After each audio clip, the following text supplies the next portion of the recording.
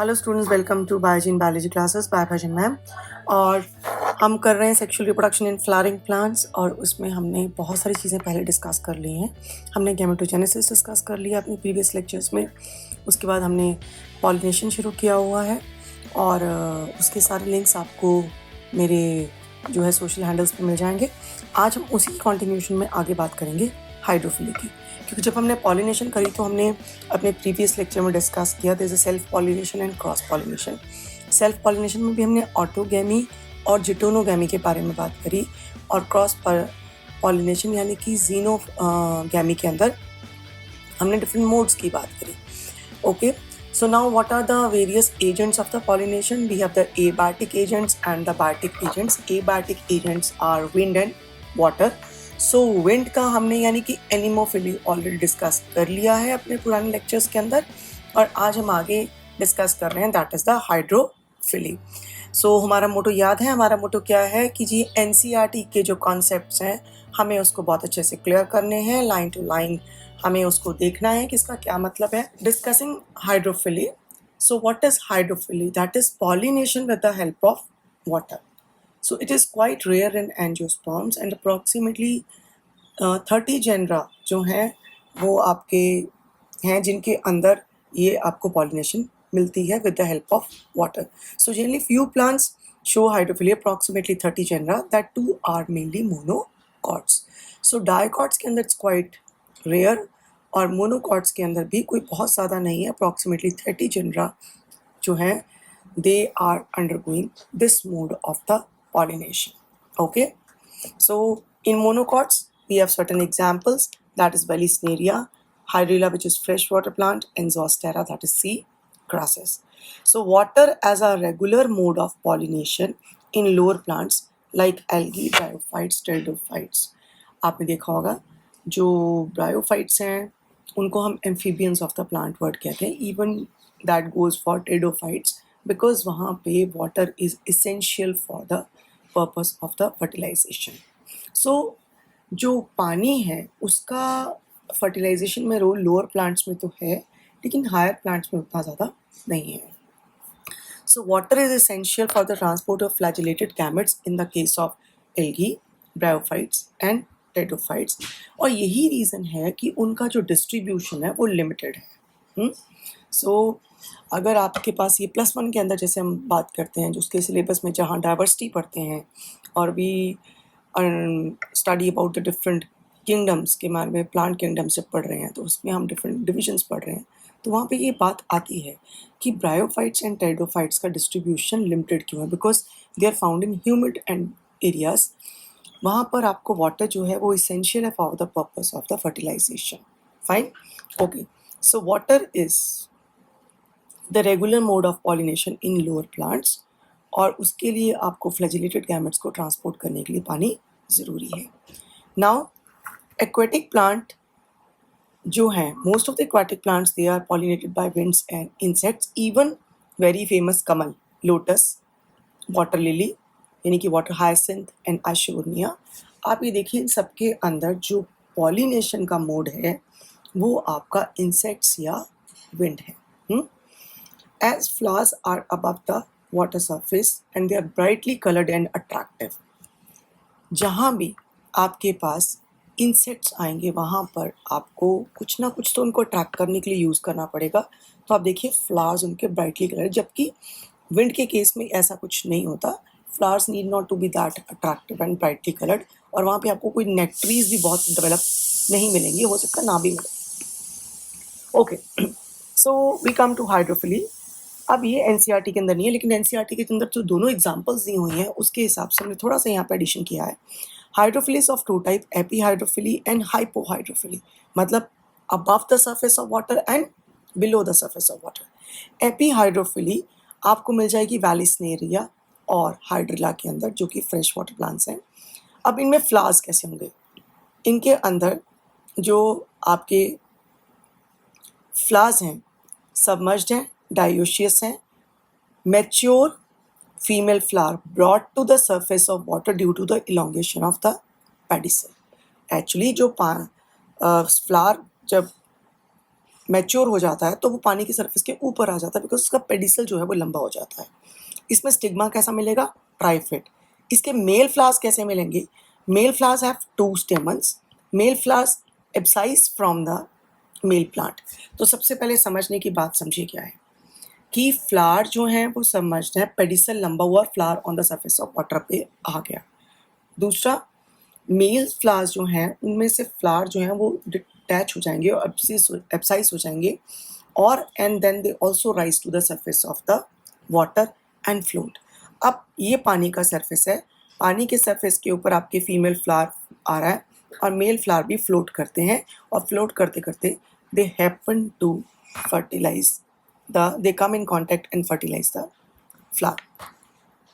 Okay, now as far as the hypohydrophily, hypo मतलब नीचे, ये मिलेगी आपको जो आपके सी ग्रासेस हैं, जैसे कि जोस्टेरा है, सिराटोफाइलम है। इनमें पोलन ग्रेन्स कैसे होंगे? Long and ribbon like, same specific gravity as that of water, so can float just below the surface. Epihydrophily में जो मेल फ्लावर थे वो डिटैच होकर ऊपर फ्लोट कर रहे हैं। हाइपोहाइड्रोफिली में पोलन ग्रेन फ्लावर्स नीचे हैं, और जो पोलन ग्रेन्स हैं वो भी कैसे हैं? लॉन्ग हैं, रिबन लाइक हैं, और वो पानी के सरफेस के नीचे ही रहते हैं। स्टिग्मा फ्लावर का कैसा होगा? That is the long and filamentous. Chances of fertilization are high as pollens have high chances to touch the stigma. Flower कैसे होने वाले हैं? Nectarless, odourless, not brightly coloured and inconspicuous. Pollen कैसे हैं?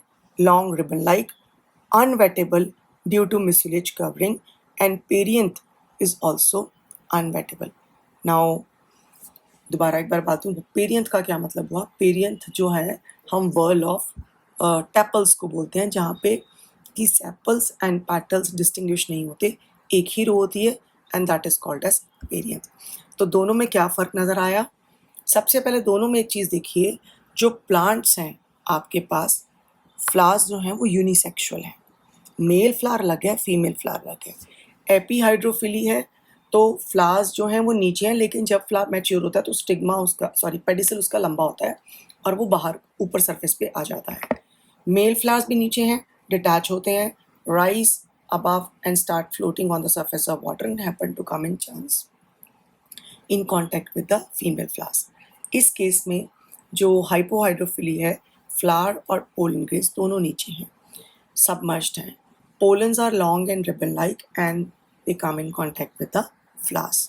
अब दोनों में कॉमन चीज़ क्या हुई कि अगर आपके पास एबायोटिक एजेंट्स हैं तो flowers need not to be necessarily very brightly colored or may have a strong nectaries, ऐसा नहीं है, क्योंकि आपके जो एजेंट्स हैं वो बायोटिक नहीं है, उनको रिवार्ड नहीं चाहिए। सो पोलन ग्रेन्स अनवेटेबल होंगे, म्यूसिलेज कवरिंग के साथ होंगे। Same goes with the flower, आपका जो है फ्लावर्स हैं उनमें कोई ज़रूरत नहीं है ओडर की, कोई ज़रूरत नहीं है नेक्टर की। और वेरी इंपॉर्टेंटली जो एपीहाइड्रोफिली के केस में था कि जब पॉलिनेशन हो जाती है तो फ्लावर जो है, फ्लावर वापस पुल बैक हो जाता है नीचे को, और स्टिग्मा या स्टॉक जो उसका वो कॉइल होता है और वो नीचे की तरफ आ जाता है। Okay, so now we next come to biotic agent. Hope आपको ये पॉइंट क्लियर हो गया होगा। बायोटिक एजेंट्स में हमारे पास इंसेक्ट्स हैं, बैट्स हैं, एनिमल्स हैं। इंसेक्ट्स में क्या हो सकता है? Bees, flies, beetles and butterflies. Flowers pollinated by particular species of insects or animals are adapted for them। मतलब जो भी बायोटिक एजेंट जिस फ्लावर को पॉलिनेट कर रहा है तो दोनों के अंदर कुछ ना कुछ बेसिक अडेप्टेशन होगी। Now we come to entomophily. Flowers के क्या फीचर्स होने वाले हैं? कलरफुल होंगे, कॉन्स्पिक्यूअस होंगे, एडिबल नेक्टर होगा, स्टिकी पोलन ग्रेन्स होंगे और ओडर्स वाले होंगे, because they have to attract it.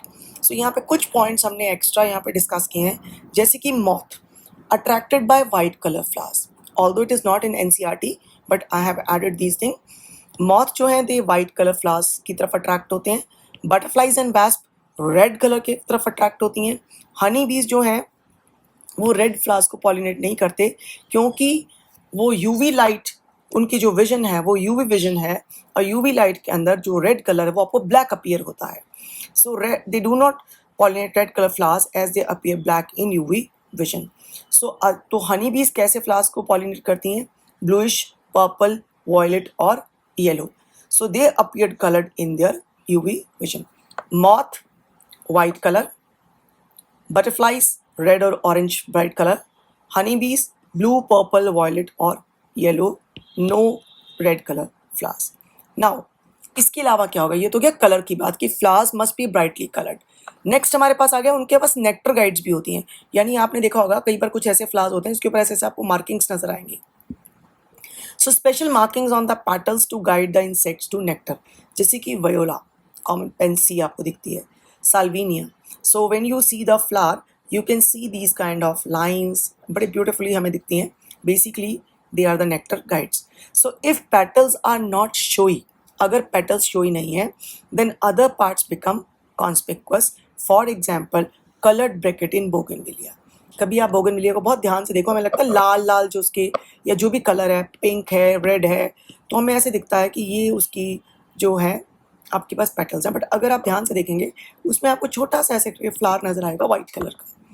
तो बेसिकली उसके अंदर flowers are very small and white in colour. तो उसके आसपास की जो ब्रैकेट्स हैं जो हमें बोगनविलिया के अंदर दिखते हैं, लीव्स जैसी कलर्ड लीव्स दिखती हैं, जो हम जिनको हम फ्लावर समझ बैठते हैं, बेसिकली वो उनकी कलर्ड ब्रैकेट्स हैं टू अट्रैक्ट द इंसेक्ट्स. इसी तरह से कलर्ड लीव्स इन रेफ्लेशिया के अंदर आपको कलर्ड लीव्स मिल जाएंगी. बट अगेन ये आपके लिए पार्ट आपका ऑप्शनल है, आप चाहें तो कर सकते हैं, नहीं तो सिंपली नॉलेज के लिए भी पढ़ सकते हैं. सो ऑर्डर कैसी होगी? फ्लावर्स आपके ब्राइटली कलर्ड होंगे. अगर फ्लावर कलर्ड नहीं है तो हो सकता है वहाँ पे आपको मार्किंग्स और नेक्टर गाइड्स मिल जाएं, वो उनमें नेक्टर ज़्यादा होगा, कुछ भी ऐसा होगा ताकि आप अपने एजेंट्स को अट्रैक्ट कर सकें. Now odours of the flowers, pleasant odours होंगी, जैस्मीन, रोज, मस्टर्ड, चमेली, चंपा etcetera. They attract butterflies, honey bees. Foul odours, beetle और फ्लाइज उन फ्लावर्स को पॉलिनेट करती हैं जिनके अंदर थोड़ी ऑर्डर जो है वो फाउल होती है. सो फाउल ऑर्डर्स वाले जो आपके फ्लावर्स होते हैं वो बीटल्स और फ्लाइज को अट्रैक्ट करते हैं, और प्लेजेंट ऑर्डर वाले जो हैं they generally attract butterflies and honey बीज. नाउ अब कोई काम कर रहा है, यानी कि अगर इंसेक्ट उसके लिए पॉलिनेशन कर रहा है, पहली बात तो उसने उसको अट्रैक्शन करने के लिए फ्लावर ने बहुत कुछ किया. बट अगर वो पॉलिनेट कर रहा है तो ऑफकोर्स उसके लिए वो उसको रिवार्ड भी चाहिए, खाली अट्रैक्शन से कुछ नहीं होगा. तो रिवार्ड्स के नाम पे pollinator needs reward from the plants in return for pollination, edible pollens, edible nectar, protection. Now we do have certain nectar robbers also. Certain insects consume pollens and take nectar without pollination. So plants have developed certain mechanism to ensure their pollination as in yucca plant. अब ये NCERT है, इसी की detail कुछ हद तक उन्होंने ecology के अंदर भी फिर आती है जब हम पढ़ते हैं डिफरेंट इंट्रैक्शंस कि म्यूचुअलिज्म और पैरासिटिज्म वाली जो इंट्रैक्शंस पढ़ते हैं उसमें भी एग्जांपल आएगी कि भी आपके पास इवन अगर फ्लावर आपको नेक्टर दे रहा है तो वो ये इंश्योर भी कर रहा है कि मेरा काम करके दे. बट कुछ उसमें से ऐसे रॉबर्स भी हैं जो कि नेक्टर तो ले जाएंगे लेकिन उसके लिए काम नहीं कर पाएंगे. तो फिर फ्लावर भी वहाँ पे क्या कर रहा है, इस तरह की चीज़ों को, इस तरह के मैकेनिज्म्स को डेवलप कर रहा है ताकि वो जो रॉबर्स हैं उसको चीट ना कर सकें. यानी कि फ्लावर है वो इसेंशली ऐसे कुछ कर रहा है कि भी वो उसके लिए काम करे. फॉर एग्जाम्पल जैसे अमॉर्फोफैलस है. अमॉर्फोफैलस 6 फीट लॉन्ग फ्लावर, बहुत ऊपर की तरफ 6 फ्लावर है. अगर इतना ऊंचा फ्लावर है तो नेचुरली अगर इंसेक्ट वहाँ पे एग ले करेगा तो प्रेडेटर्स जल्दी उस तक पहुँच नहीं पाएंगे. So it provide space for laying eggs and larva feed on the pollen grains. So वो प्रोटेक्शन नहीं दे रहा, उसको खाना भी दे रहा है उसकी डेवलपिंग स्टेज को. This is symbiotic association. Another example of symbiotic association, जैसे कि NCERT की लाइन मैंने लिखी हुई थी, यहाँ उसका डेवलपमेंट ज़्यादा लिखा है. Yucca plant, moth, pronuba. यानी यूका प्लांट के ऊपर एक मॉथ जो है उसको जो पॉलिनेट करता है उसका नाम है pronuba. Yucca plant provide space for egg laying. Again egg laying के लिए स्पेस दे रहा है. वो भी कौन सा? Locules of the ovary. Ovary के अंदर जो लॉक्यूल्स हैं वो उसके अंदर अपनी एग लेइंग करेगा. And larva feed on plant seeds. When they develop, plant in turn get pollinated. तो लार्वा जो है वो उसके सीड्स पे फीड करेगा. Flower is essentially is going to be pollinated by the moth. इसी तरह से ओफाइरस ऑर्चिड्स के अंदर perform pseudo copulation with male wasp कोल्पा. तो जो फ्लावर है, फ्लावर की एक पेटल रिजेंबल करती है फीमेल के स्ट्रक्चर के साथ. तो उसको मेल जो है वो फीमेल समझ के ट्राइज टू कॉपुलेट और इस केस में पॉलिनेशन हो जाती है. अब यहाँ पे खतरा भी है. वो खतरा क्या है कि अगर समहाउ किसी भी तरह से आपके जो इंसेक्ट में कोई एवोल्यूशनरी चेंज आ गई या प्लांट में चेंज आ गई, तो ये दोनों ही एक्सटिंक्ट हो जाएंगे, क्योंकि वो आपस में एक दूसरे के साथ इस तरह से एसोसिएटेड है सिम्बायोटिक रिलेशनशिप में कि एक का चेंज दूसरे को अफेक्ट करेगा. So when we talk about the extinctions में जब बात करते हैं इकोलॉजी के अंदर, तो वहाँ पे ये पॉइंट्स हमने ख्याल रखने हैं. So I have given you 3 examples जो सिम्बायोसिस की भी हैं और ये इंश्योर कर रही हैं कि भी जो आपके इंसेक्ट्स हैं या जो उसके पॉलिनेटर हैं उसको इसेंशियली पॉलिनेट करे, तो वो रिवार्ड भी दे रहा है साथ में. सो अमॉर्फोफेलस किस तरह का रिवार्ड है? 6 फीट फ्लावर जो हैं वो लॉन्ग हैं, स्पेस है प्रोवाइड कर रहे हैं फॉर लेइंग ऑफ एग्स, और जो लार्वा है वो फीड भी करता है पोलन ग्रेन्स के ऊपर. यूका प्लांट जो है उसमें किस तरह से है कि वो भी एग लेइंग के लिए स्पेस दे रहा है और प्लांट के सीड्स पे फीड कर रहा है. ओफाइडस के केस में सूडो कॉपुलेशन का केस है, ऑर्चिड्स के केस में. तो all these are example of the आपका पॉलिनेशन का जहाँ पे इंसेक्ट्स रोल प्ले करें. न कायरोफिली that is pollination by bat. Again ये आपके ऑप्शनल पॉइंट्स हैं. फ्लावर्स लार्ज होंगे, डल कलर होंगे या वाइट कलर होंगे, क्योंकि बैट्स रात के टाइम पे करते हैं, बट स्ट्रॉन्ग सेंटेड जरूर होंगे.